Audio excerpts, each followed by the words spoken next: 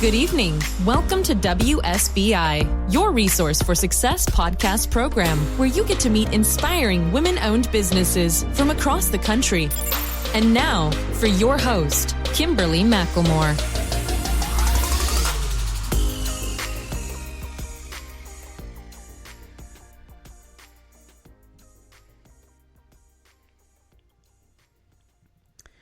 All right, good evening and welcome to WSBI, your resource for success podcast program, where you get to meet inspiring entrepreneurs and women-owned businesses from across the country. I am your host, Kimberly McLemore, CEO and founder of the Women's Small Business Initiative, LLC, and award-winning author. And welcome to another night of sharing. With us, we have Julie Coraccio. Julie is an award-winning professional life and end-of-life organizer and certified life coach. She is passionate about supporting people and clearing clutter in all areas of their lives, getting organized and becoming more mindful and aware. She hosts the popular self-help podcast, Clear Your Clutter Inside and Out, and is the author of 10 books, including the Got Clutter 365 Journal Prompt series. And she's happily married to Tony. She's also at the beck and call of 4 rescue cats named Joey, Antonio, Annina, and Augusta. She's based in Wheeling, West Virginia, and Julie works with people all over the world. So without further ado, please help me welcome to my platform, Ms. Julie Coraccio. Hi, Julie. How are you? Hey, Kimberly. I'm fantastic. Thanks for having me on. Well, I'm excited to have you on. You know, we was going through a few craziness trying to get it going, but we are here, and that's the best part. That's always the blessing out of all the turmoil with technology, but hey, it's going to be an exciting evening here, and I'm excited to hear more about you and I really want to hear about the cats because I'm a cat lover. So Awesome. Can't wait till we get to that point too. So anyway, before we actually get started, please just tell my listeners a little bit more about who Julie Coraccio is and what else do you do beyond what I've already read. Well, as you mentioned in the bio, I'm really passionate about supporting other women business owners. I'm about being the support system for people to be able to shine their light and share their gifts with the world. I mean, now more than ever, we need people who are excited about what they do, love what they do, and sharing their gifts. Mm-hmm. I am very interested. I love to read. I love to hike. I just finished a course studying plant medicine. So I'm always trying to enrich and learn more and be the best version of myself that I can be. Wow. That's interesting. When you just said plant medicine, that is very unique and has nothing to do with what you really do now, which is even better, right? Like you said, the constantly of improving and growing yourself. And, you know, I love what you said in the beginning about, you know, helping other women, and really this is a great time and the best time for people to really, truly open up themselves, realize their passions, understand what they're about. And, you know, this last couple of years, as we all know, has been very interesting. Mm-hmm. And it has taken people either one way or the other, kind of in between, you know. And I think that the first several months, it was just really an opportunity for people to just stop. I mean, we had no choice. We had to stop what we were doing, rethink. Some people did, some people didn't. But it really enlightened us in a way that I have never seen before.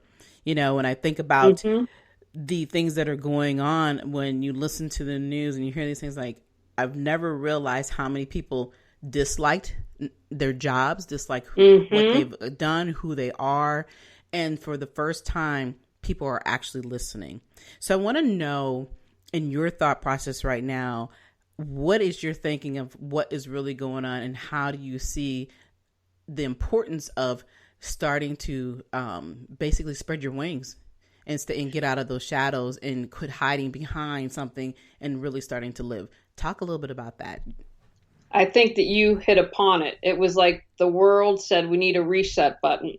And so, you know, you can only hide from yourself so much. Now, I think that there are people who can probably go through their entire lives and hide, but this really forced, I think, a whole new group of people to do some self-examination, and for people who are already in that to take it a step even further.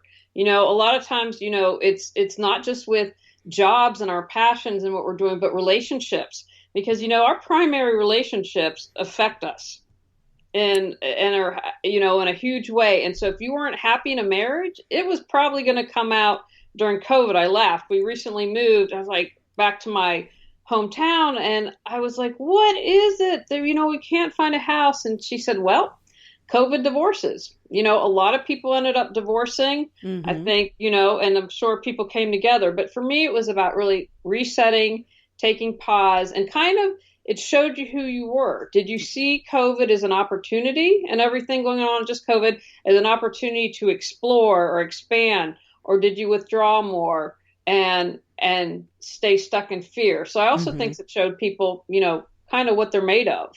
Right.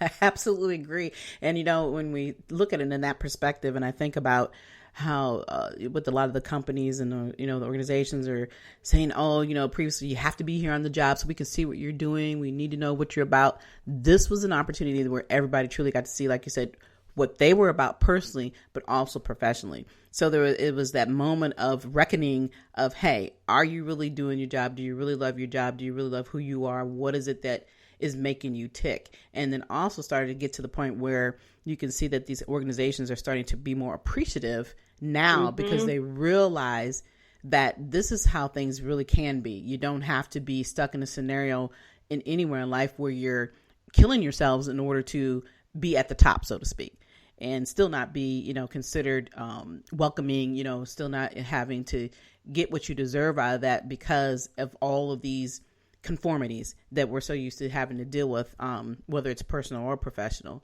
So in your business and the things that you do, you are a life organizer. So talk about what that means to my listeners. So for me, it's about supporting people and organizing all areas of their lives. When I first started my business, and I recommend never change your business name, it's a big pain in the rear, but my business name was called Healing Through Organization, because when I decided, what can I do that'll use my skill sets, but that'll make a difference in the lives of people? And so it was sealing the process of that. And so in our life, maybe it's when we clear the physical clutter, it helps a marriage. Or maybe it's something like the financial aspect. Let's get all our bills organized and set up a system of that. So it's really about what is going on in the life that we need to get organized. But also a huge part of that for me is decluttering, because when we declutter, we let go of what isn't important. So it's figuring out what's going on in the life and how do we achieve that. For an example, if I'm working with someone, an assignment might be say no 3 times this week if you have trouble setting boundaries, because if you can't say no, that can also create physical clutter, because someone will say to you, hey, can you hold on to all this stuff because I don't have room, and you really don't want to, but then you can't say no. So it's about involving different techniques for that. But it's really, if it's life, we're going to organize or declutter it. Yeah, you're absolutely right. And that word decluttering should be a staple, in the word no. I mean, I love how you said that. If you can't say no 3 times, where is the problem? What is it that's really stopping you?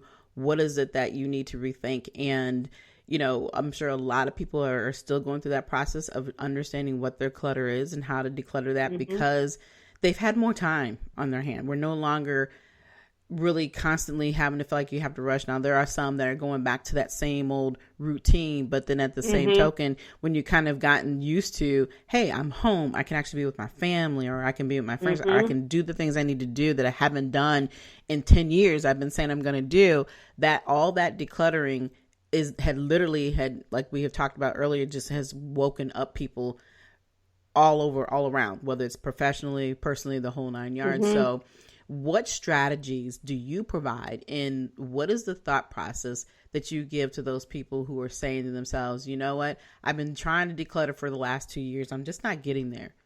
How would you help them in that process? Well, of course, obviously everything's individualized, but what I would say is, we have to start somewhere. So I would say, maybe you have a deadline. So for instance, you are getting new kitchen cabinets installed. So I'd be like, you know what? Now would be a great time to declutter and organize the kitchen, because we have a built-in deadline. How great is that? So that's going to tell us, bam, there's our priority. Or if you have an issue, say you have health challenges and your bedroom's crammed full of stuff. And I'd say, you know what? Our health is a priority. Let's start in decluttering your bedroom and going there. Or if something's driving you absolutely nuts and you're like, you know what, I'm an artist, I'm in my studio and it's just so junked up, I just feel like I can't be creative in this space. So if there's something that's driving you crazy, or you might not have a set in stone deadline like you do with the kitchen cabinets, but if there's something like, you know what, we've adopted a kid and we're going to have a home visit, and so this has to be the priority. Mm-hmm. And now, even though we don't know when that's going to happen, it could happen any day. So we need to get on that. So I would first say, and as a couple examples, what's your priority?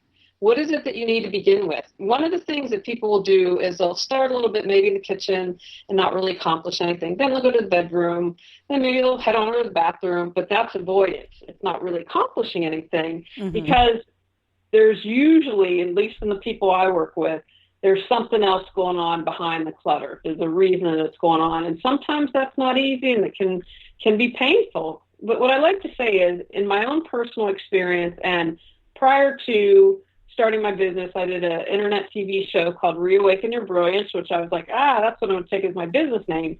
Mm-hmm. But everyone I interviewed said the same thing. It's so much harder to hold on to all those fears and what could happen, and I can't face the pain, mm-hmm. than to actually walk through the fire. Mm-hmm. So I'm just going to encourage your listeners, you know what? I know you might be struggling with that, but I promise you, even if you take that first step and you're really afraid, you're going to be like, wow, why did I wait so long? Because this is a lot easier than not confronting it. Right. And the main thing, too, is it's not about trying to do it all at once. Like mm-hmm. you said, it's just take a little bit at a time, but it's a goal. We all have certain goals, certain responsibilities that we have to do. But when you realize that one little thing's been standing in your way forever, and usually, like you were saying, that people were saying the same thing, they're the person that's in the way of them accomplishing what it is they want to get accomplished, or what it is that goal that they're trying to reach, to clutter and get those things out of the way so they can continue to move forward. And it's a funny how we find ourselves as human beings that we're always doing something to second guess everything that we mm-hmm. do. No matter how small it is. And we take that little thing and turn it into a mountain. And then, like you said, you mm-hmm. look up 10 years later down the road, you're still doing the same thing because you have not moved, pushed it aside, or not even pushed aside, but actually ran through it. And because it has to be something that has to be addressed. So when you exactly. have those, you have those stubborn people, what do so you had this show, how do you deal with those type of people? Because I know you have that person that's constantly thinking everything. Absolutely. And so what I believe is, everyone I work with and everyone listening, you know what's best for you. You have that wisdom within. I see my role as supporting you and bringing that to the surface. So it's something that we work with on confidence, or trusting our intuition, or examining, well, why do you not trust this? And, so much time people in society, whether it's our family, our friends, or what we say on Instagram, tells us we're bad, we're wrong, we're this and that. And so we get these messages stuck in our head that are kind of on this loop that is sometimes really hard to cut through, and it makes you go on autopilot. So it's examining, well, maybe that's a false belief. Maybe that didn't even come from you. And so it's about trusting yourself and listening to that inner voice, because it's not going to steer you wrong. It's there to support you. Right. So what made you decide that, hey, this is what I need to be doing to get people organized, to get them, clearing their lives so that they can continue to improve? How did you get there? What was that passion? What really truly turned you into that person so that you can help other people as well? Well, it was a combination of things. So prior to ever starting this, because I started my business in Raleigh in North Carolina, but I'd lived in Los Angeles, and all my friends would be saying to me, well, you're kind of uptight. You're organized. Come mm-hmm. and help me get organized. And then I moved out to North Carolina and got a job. And with 2 weeks, I don't believe it was a mistake, because I don't believe we make mistakes. We have lessons to learn. I was like, ooh, and I knew right away, this is not going to last. But I said, you know what? I just don't want to take another job. And so right. I thought about, what could I do that I have the skill set, and I got to make money, and how could I make a difference in people's lives? And so I thought and researched, and I was like, aha, this is what I'm going to do. Mm-hmm. And so that was the first big aha. And then the second big aha, which made me get certified in coaching, was I was working with a client, and she said, and went to declutter, and I work in chunks of usually 4 hours so you can see some progress. And she said, can we just talk? And I said, absolutely. You're the client. She said, I can tell it's making you a little nervous. And I said, yes, it is, because I want to make sure we get clutter cleared. But she ended up, it was a coaching session. So we did all this talking, and within an hour, we were able to clear most of her clutter because we got to the root of it. So that was the other. I'm like, aha, I think decluttering is the first step and one that's essential. And then comes the organization. And so it was really for me, what my skill sets, being able to make money, and how could I make a difference in people's lives. Right. And the thing that I really took out of that, and I love, is the fact that that communication key was there. You had to have that communication in order to understand what really is the problem here. So like I said, it wasn't so much just removing and getting things out the way, but you had to understand, how did they get there? And that's pretty much with everything that we do in life. It's like you have to understand what the root of the problem is before you can move forward, or move it aside, or however you want to say it, to whatever is more comfortable for that person, to get them to understand that all this time, has gone by because you did not want to have that conversation. You did not want to face the reality of whatever that reality might be. So when, you have that opportunity, and obviously you have a gift, because a part of being able to communicate with people is a gift, because everybody does see things very differently, So having that opportunity, what is the easiness that you feel that you bring to those clients to make them give you and talk to you and tell you everything that you need to know in order to get them to the end result? I would say two things. One, I'm non-judgmental, because I'm just observe and listen. Why would I judge it? I don't want people judging me, so I wouldn't do that. And I would say the other important thing that I do besides non-judgment is that in addition to helping them take steps and doing that and breaking it down into baby steps, is that I'm real. I will share my experiences. I'll say, hey, I've struggled with things too. You aren't alone. And so I don't present myself as some guru on the mountain spouting things and acting like I've never had a struggle in the world. Well, I have struggled. So I can feel your pain. I can have empathy, and I can have compassion, because I might not have gone through the exact same thing, but I've gone through something similar. Exactly. That authenticity stands out always. So that's excellent. So I want to talk a little bit about your book, because I love the name of the book, but I also want to talk, being a podcasting, I got a fellow podcaster with me. Yes.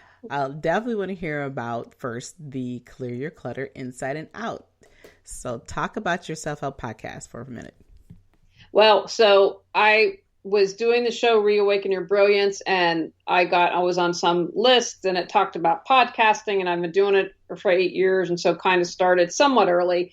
And I was like, I want to do a different format. I don't want to keep going to a studio doing a show. And then I was like, well, what could I do that's different and that has my take on it? And so it just kind of fell into my lap. I'm like thinking, what can I call it? Blah, blah, blah, blah, blah. And I was like, boom, there it is. And so what was important to me, especially back then, people only talked about the physical clutter. I'm like, nah, there's so much more to it. And so it evolved in that way. And so I talk about anything that I consider clutter, which, my definition of clutter is it's anything that prevents you from creating the life you choose, deserve, and desire. So that opens us up to everything. Right. Yeah, that definitely does. And I like that. And you're right. The world that we are around is not just about the physical aspect of everything, but even though in the result may come to that point, but like I said, it's all those other pieces that have to come together before you can get to that point. So I definitely like that podcast. And I just love the name, Clear Your Clutter Inside and Out. So when are you on, and how can the listeners listen to your podcast? Tuesdays at 1 p.m. right now, a couple episodes, but back to 2022 will be weekly. And if they go to reawakenyourbrilliance.com, there's a link to the podcast there, but I think it's on every available platform where you listen to podcasts. So it should be able to find it. Okay. And let's talk a little bit about your book. It's a journal. So tell us a little bit more about the book, and obviously it coincides with everything that you do, but what is the journal prompt series about, the 365? So I created that because, as I mentioned earlier in our interview, that you have the answers within and you know what's best for you. But sometimes you need a little guidance. And so what I did with the books is, we have one on relationships, on finance, holidays. I wanted to really have a broad spectrum of where people tend to get really decluttered. And so I give a roadmap on how, a little bit of guidance on journal prompting, and then how you can take those and take actions to move forward in life. So I want it to be one of awareness. Okay, this is where I'm stuck. And then how can we take action to create change in our life? Mm-hmm. So it's about introspection and figuring out where you have clutter and then taking action to move forward. Because if we don't have awareness, our life doesn't change. If we don't take action, our life doesn't change. So that goes back to the passion. I want to support people. You can do this. You're stronger than you know. And right. Come on, let's do this. Right. And I like the fact that it's not, we're kind of getting to that time of year where everybody's starting to think, oh, the new year's coming. So what have I got to do, to get to my new year? And here's my new year resolution attitude. It's not, and I think that the misconception of all of that is, and this is just my opinion, that, the decluttering and the thought process and everything we do has to be done all throughout the year. So having a journal like yours that talks about, hey, 365 journal prompt series, you're giving people the opportunity to look at everything throughout the year and say, hey, this is where I'm at. This is what I need to do. Waiting until the end of the year or waiting to the beginning of the new year, 90% of the time, if it's something so fresh and new, you're never going to get to it because you got 20 other things that you hadn't actually, decluttered right. and moved out of the way, right? It's right. Like, and then, by February, most people, any resolution's been gone. Right. And so that's why it's like at any time of the year, pick it up. It's not dated and you can start where you start. Exactly. And I love that concept because I just, I see more and more, and I don't know if it's part of, as you continue to have more experiences in life and the things that you want to accomplish, you start to really, like you said, early evaluate the things that are important and not so important. And so when you realize the things that are important, then that's where that focus needs to be. And then you can start that constant declaring. And like you said, the word no, oh my gosh. I mean, I'm going to have to make that a staple above my head some days. Cause I'm like, I finally got to the point where it's like, hey, I'm not doing this anymore. Yeah. Good for you. Absolutely. Yeah. It's like, you're killing me. I mean, we're not going that direction. And then especially when you know that there's at the end of the road, there's really no benefit. And I think when people start to analyze that about themselves and realize, is this really benefiting me as much as it is benefiting you? Then that's when you really understand who you are and how to clear that clutter so you can continue to move forward. So, everything you're doing, I love your passion. You can hear it in your voice. The easiness of how you communicate is very important. And we can sit here and talk all night long about everything that you do because it's just, that thought process is the same, so it makes it easier. But I also want to talk a little bit about your cats because when I think about of course, the important stuff, everything. Let's talk about cats. Yeah, it's like, okay, I know there's some people like, why are we talking about cats? But it's funny when I think about the cat, how in the cat's life, their life is about conformity. Everything has to conform, everything has to align, everything has to be the same. So it's like when you take something or change something for them, it's that process that they have to go through to realize, oh, this isn't the same as it was earlier today or yesterday. So how are we going to get them around that? So it's kind of neat when you look at the cat's perspective of life, it's kind of like us as human beings, because when you start to realize that you have to make those changes and you got to do something differently, it does it sets you back for a second because you're like, oh, I got to change this and I don't like that. But when you make that change, it's like, woo, the awakening. And it's kind of like I say, in a cat's life, it's that same scenario. So, I mean, that's how I see it with cats. So I hated change. I used to hate change. And I'm like, you know what? You just kind of got to adapt or die, right? Because change is one constant. Things are always going to change. So you've just got to deal with it and get more comfortable with it. Because, that's one thing you don't have control over. Absolutely. Yeah. And going into new environments, all of that. And, when you're looking at in a cat's life, that would be the same scenario for them. It's like, hey, I moved and now you moved me here and I got all this other thing I got to deal with, figure out what's going on. It's no different than what we do as individuals, is that, like I said, you're either going to adapt to it or you're not going to adapt to it, and things are not going to work for you overall. So, Julie, is there anything though that you would like to really share with the listeners to help them get off their stuff, get off that hump, do something, move forward, give them a little inspiration? I just want to remind them that they're stronger than they give themselves credit for, that there's no failure, there are no mistakes, we just learn, and that it just takes that first step. And most importantly, I want to remind them that no matter what, I don't care what's happened in your past, no matter what, you're good enough, you are worthy, and you are loved. And all of you listening are inspiring someone, and someone is watching you. You might not think it. You might say, oh, I'm not a big Instagrammer and have all these followers. Not true. You are influencing someone's life, and we need to keep paying that forward, because when you rise, you help the next woman rise, and so forth. Absolutely. Yeah. And I think that, people realize that being on social media, I mean, it's there because we have it and it does help.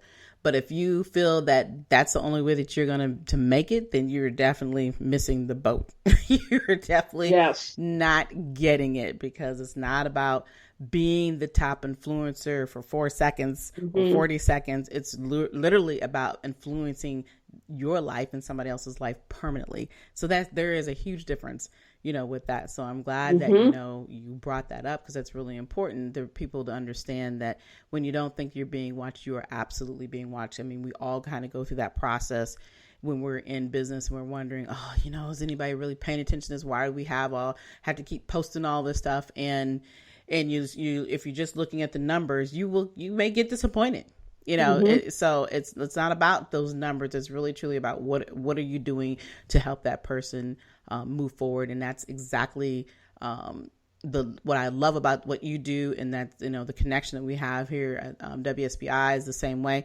It's all about sharing those resources and making those connections, and making sure that our women are able to stand next to each other, above each other, and beside each other, every which way, a full circle, so we can continue to grow. So that's really a great thing that you do. And Julie, could you please, tell everybody how they can reach you and where they can find you? Sure. If they go to reawakennourbrilliance.com, they can connect with me. I offer a free 15-minute consultation. My classes, my books are there. My books are also on Amazon and Google Play. You can find the podcast and how to follow me on social media at reawakennourbrilliance.com. All right. And we will definitely have all the information posted, as you guys can find it, because I know most people are like, well, what did they say? So don't worry, it'll all be available for everybody. So you can definitely find Julie and reach out to her if you are interested in having her help you clear that clutter that you have. And Julie, it has been such a pleasure to have you on my show this evening with me tonight. Your information was very valuable, and I know that we have awakened somebody this evening. So again, I appreciate you coming on. Do you have any last words for our listeners? No, I just want to thank you and all that you're doing for women business owners, because you're sharing your gifts with the world. And we really, as women business owners, need to stick together and support one another. Absolutely. Definitely. And thank you. I appreciate that compliment.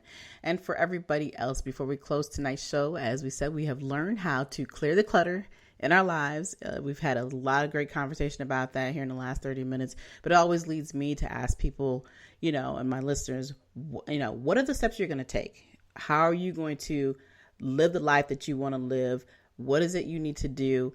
If you don't know, how to reach those dreams and those goals, reach out to me, and I can definitely help you get there. You can find me at Kimberly at WSBILC@gmail.com. So you can reach me through email, and you can, also reach me through my website at www.wsbilc.com. Let's chat. Let's talk about how you can get to those dreams and turn those dreams into your actual goals. And of course, if you want more of your resource for success, you can donate to support the podcast at Cash App And we will provide that information to you as well. Or you can, like I said, go directly to www.wsbilc.com.